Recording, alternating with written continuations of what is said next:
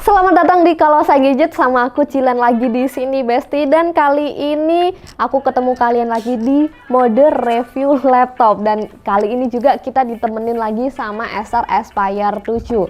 Aku juga udah sempat review, cuman kemarin yang pakai VGA GTX 1650. Dan kebetulan ada yang komen kapan hari kok punya saya yang pakai RTX 2050.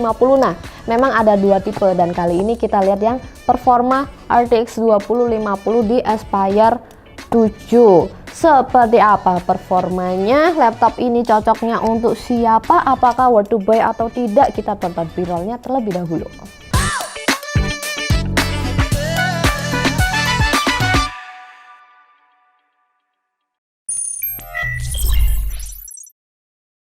Acer Aspire 7 dengan Intel Core i5 Gen 12 H-Series dan RTX 2050. RAM bawaannya 8GB dan SSD bawaannya itu 512GB. Di tiap paket pembeliannya udah lengkap sama Windows Plus dan Office Home Student 2021 dengan garansi full 3 tahun servis. Untuk harganya di Rp10.599.000. Jika tertarik bisa langsung dibeli di toko kami Kalosa Store. Link ada di deskripsi. Secara desain aku hanya akan membahas fisiknya secara singkat aja ya Besti. Untuk detailnya kalian bisa langsung mampir aja ke video. Aku sempat review laptop yang serinya juga sama gitu loh. Jadi overall laptop ini tuh bodinya udah up to date jika kita bandingkan dengan beberapa brand lainnya di harga dan kelas yang sama. Di 10 jutaan build quality-nya juga udah sangat baik ya. Top aluminium cover, warnanya hitam dengan keyboard yang dilengkapi dengan numpad. Backlit keyboard juga ada di F11 dan touchpad yang besar disertai juga dengan fingerprint di kiri atas. Untuk dimensinya sendiri, di panjang itu ada di 36,3 cm, lebarnya 25 cm dan tingginya 2,2 cm, yang beratnya hanya di 1,9 kg. Di display ini laptop udah nyaman banget untuk main game FPS, dibuatnya game pun juga udah cukup meskipun memang di harganya belum bisa dapetin 100% sRGB dan yaitu realistis aja. Layarnya juga udah cukup leluasa dan nyaman untuk penggunaan editing. Jadi overall di harganya nggak ada masalah untuk kualitas layarnya. Untuk I/O ports-nya, mayoritas port itu terletak di sisi kiri laptop ya, dan tersedia pula satu port Thunderbolt 4 di 10 jutaan. Mantap sekali. Dan di bongkarannya sendiri di sini tuh menurutku ini laptop semakin worth to buy karena opsi upgrade-nya yang lega.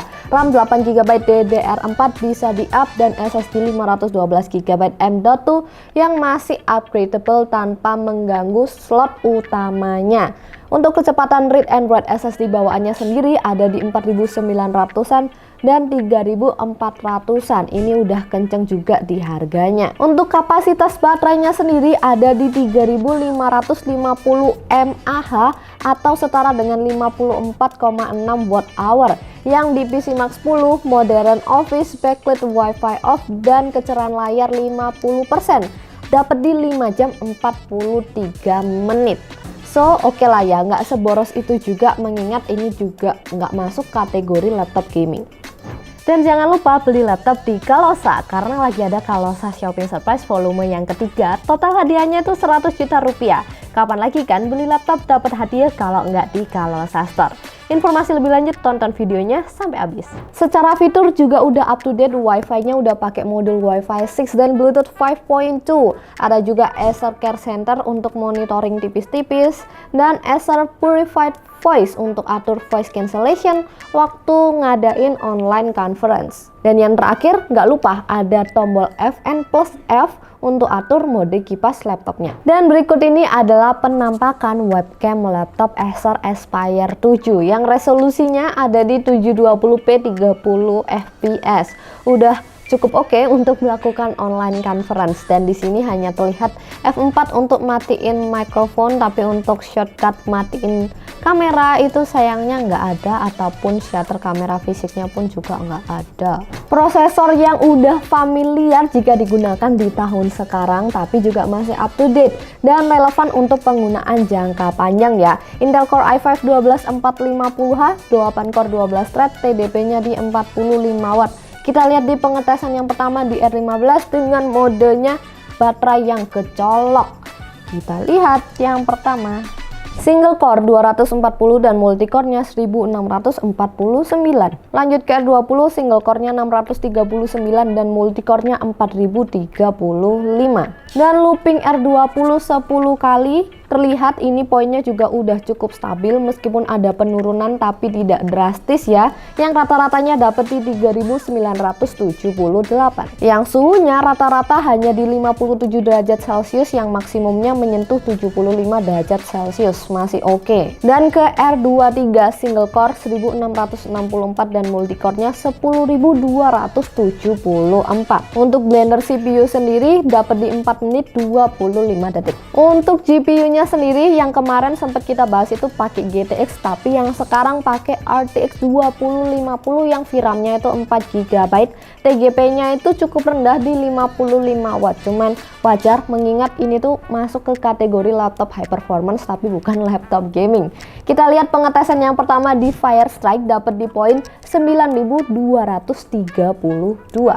Dan berikut ini adalah data tabel perbandingan laptop ini dengan laptop lain yang udah kami uji sebelumnya, dimana secara price to performance ini udah setara sama HP Victus 10 jutaan dan masih tinggi 100-an poin dengan yang pakai GTX 1650. Lanjut ke Time Spy dapat di hasil 4009. Dan stress test yang lolos 98,8%, yang suhunya rata-rata kurang lebih di 70-an derajat Celcius. Untuk rendering Premiere single layer 1 menit ketukan tanpa efek 4K dapat di 2 menit.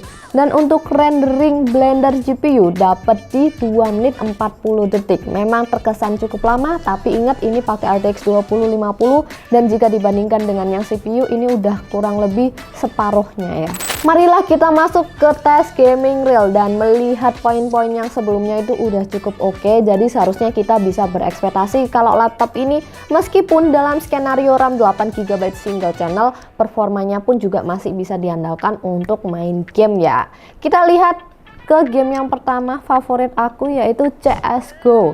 Di setting high dapat di 100-an FPS. Dan masuk ke game yang kedua ada Dota 2 dengan setting best looking dapat di 60 sampai 70-an FPS. Untuk game AAA sendiri aku cukup amazed ya karena performanya juga tetap oke, masih bisa diandalkan meskipun pakai skenario RAM 8GB single channel. Yang pertama ada dari Rise of the Tomb Raider preset high, nyaman di atas 60-an FPS. Dan jika aku aktifkan di DLSS quality naik ke 70-an FPS. Lanjut ke Far Cry 6 di setting low dengan DXR on dapat average di 56 FPS. Lalu ke game balapan macam F1 2022 ultra low di DLSS quality, average-nya dapat di 91 FPS. Dan yang terakhir aku cobain lagi di Forza Horizon 5 low preset dan ray tracing medium, average-nya dapat di 58 FPS. Kesimpulanku mengenai laptop Acer Aspire 7, laptop 10 jutaan solid untuk kebutuhan mahasiswa jurusan multimedia, teknik atau yang suka main game casual. Buat pemakaian kantoran yang nggak pingin terlalu gaming gitu ya, laptopnya ini juga masih cukup hybrid, dibuat kantoran, editing, main game juga boleh banget. Ini juga cocok untuk pemakaian jangka panjang karena opsi upgrade yang sangat lega ya, entah dari RAM ataupun SSD-nya. Mending mana sama yang versi GTX, sama-sama aja sih sebenarnya menurut aku, nggak terlalu beda jauh secara performa dan poinnya. Tapi kalau memang kamu mencari fitur ray tracing ya laptop ini pilihannya. Dan sejauh aku memantau kayaknya juga sangat jarang ya bisa menemukan laptop 10 jutaan yang bisa dapat VGA RTX. Jadi menurutku ini bisa banget lah masuk ke list kalian laptop murah 10 jutaan yang udah dapat VGA mantap. Dan jika budget masih mepet, misal ya pakai RAM 8GB aja juga udah cukup untuk komputasi harian dan main game casual macam CSGO, Valorant, Dota 2, Genshin Impact juga nggak apa-apa. Jadi nggak keburu-keburu upgrade gitu loh. Jadi Oke nggak sih? Gimana menurut kalian? Apakah laptop ini worth to buy menurutmu? Jangan lupa tulis di kolom komentar pendapat kalian. Dan untuk poin akhir itu sekian Besti, yang rata-ratanya dapat di 7,6. Sekian video review kita kali ini Besti. Kalau kalian ada pertanyaan terkait, langsung tulis aja di kolom komentar di bawah. Dan jangan lupa like videonya kalau suka, subscribe juga biar nggak ketinggalan review laptop menarik lainnya. Dan aku nggak bosan-bosan mau ngingetin kalian, kami itu ada toko ya.